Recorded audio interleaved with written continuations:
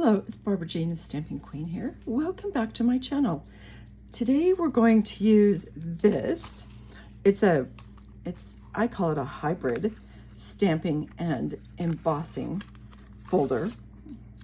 It's called Christmas Words Collage Hybrid Embossing Folder, which is really cool about this. So all of these words are here in the embossing folder here.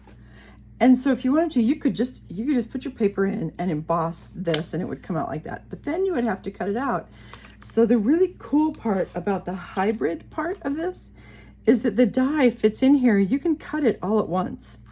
So you always put the die on the side that has the logo and it will just fit in here. You can tell because it'll click around. Now quiet, I'll be quiet and you can hear it.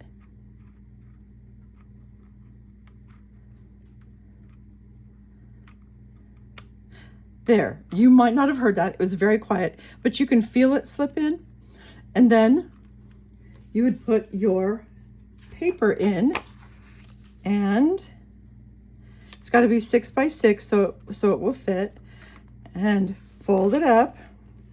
And this hinge is what goes in your embossing machine first, because this is the only part that's breakable. So if it goes in, then everything will lay right as it's going across. If you put it in this way first, it might get a little bit uneven and then it can break your hinge.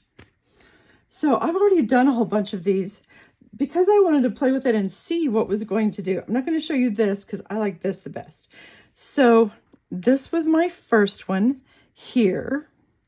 And I just took regular plain colored designer series paper and I opened up, I'll just show you because it's easy to do. So I just opened up my stamping pad, and on the side with the logo, I just took the stamp pad and rubbed it across here very lightly because I didn't want to get a whole lot of color in the background.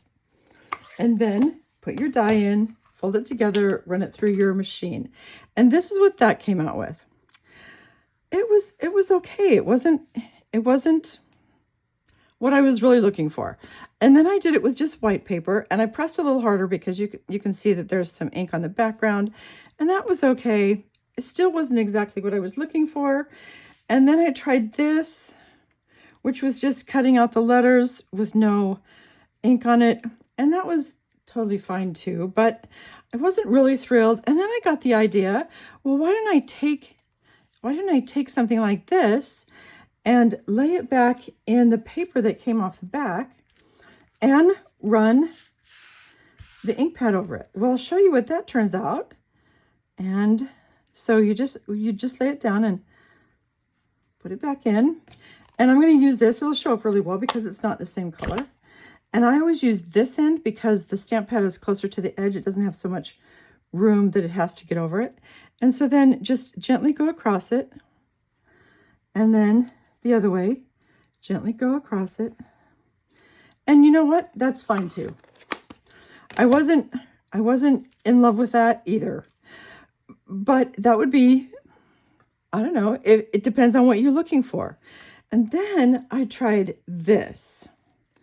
And this, what I did was I took my brush here and I went over this part, the same logo part as the rest. And I really just pushed it in really hard so that it had color all over everything. And then I took my stamp pad and lightly just stamped over it, very, very lightly, so that no color got in the background. So like this. And I just took it and I just barely touched it a lot of times because I wanted it to have some color and I didn't want color to be anywhere else. But you have to be careful when you do that so that you don't push too hard and get color here. But I have to tell you, this color here won't hurt anything because it's cutting out with the die and it's cutting very close to that. So I like this really well. I liked this really well. It stood out really well. And then I thought, well, what if I do it on the side So this is some of the paper that I used here. And so this is a sheet that I put into the embossing folder with the die, and I used Versamark. And so just exactly like this, I went over it really good with the Versamark, and I patted it over lots and lots of times because I wanted enough Versamark on here, and lined up the die, put in my piece of paper, this time the colored side down so it would cut out. And then I used white embossing powder to go over it. I have to tell you, that was a little bit of a pain, but I so like the way that it turned out. And so it turned out like this. Isn't that like way cool? So this is my favorite way to do this. And you could do this, if I could do this with this paper, you could do it with any paper, like something like this, and then use, and you don't have to use white powder. You could use any color powder that you have to emboss it with. And I just decided I really like this. If I were going to do quite a few cards that I would need sentiments for, I would do these all at one time because it made a little bit of a mess, you know, powder all over everywhere, but it wasn't too bad. It wasn't too bad. It wasn't too hard to clean up. It just took a little bit of time. And then to heat each of these to melt the embossing powder was a little bit, it was less fun, but I so like the way it turned out. So I had a little bitty pair of tweezers, and I just held onto it really lightly with the tweezers on one side and heat this side, and then turned it around and heated this side. I didn't find that it made any difference. I don't think I damaged it at all, but I so like this.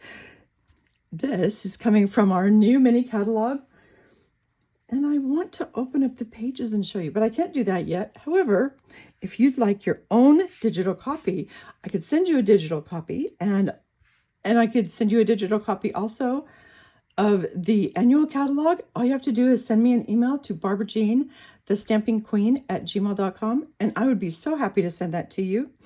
And until the catalog goes live, I don't even have any way to give you links to any of these items until after it goes live. But I will do that. I'll do one video after it goes live so that you have all of the different item numbers, so you can just go right there using that link. It has been great fun. I hope you try this. I would love to see what you do. And until the next time, bye-bye.